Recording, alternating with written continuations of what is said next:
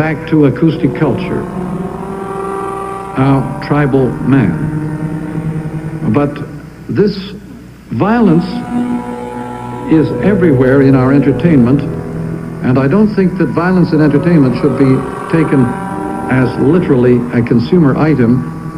It has a hidden ground, again, of loss of identity. For example, in the typical Western movie, our famous genre of violence, in the typical Western, the people on the frontier are people without identity.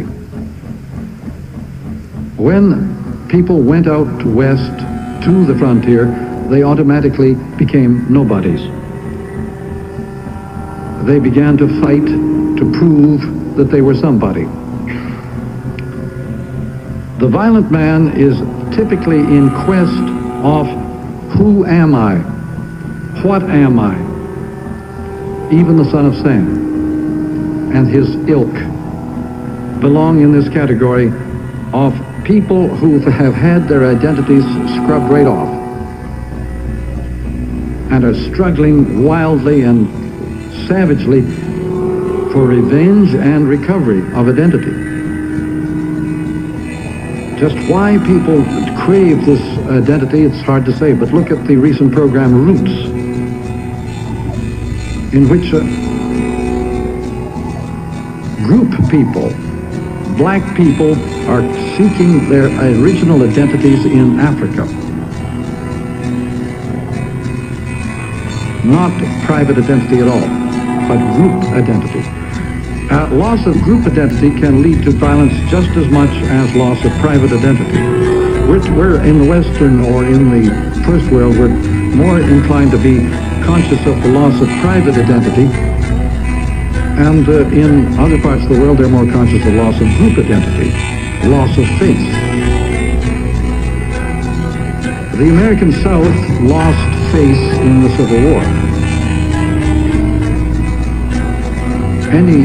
The Germans lost faith in the First and Second Wars. This always breeds the danger of reprisal and the desire for recovery of identity.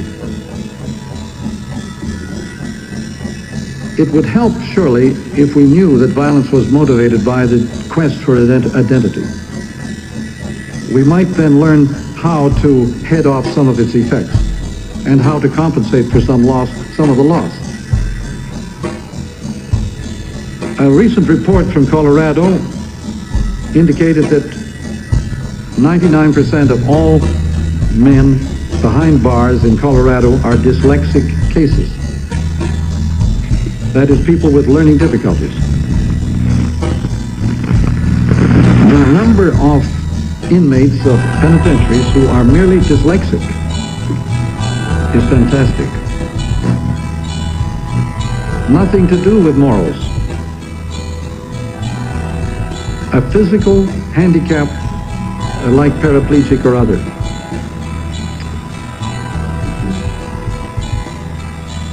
When Rodin was completing his statue of the thinker on a very hot afternoon,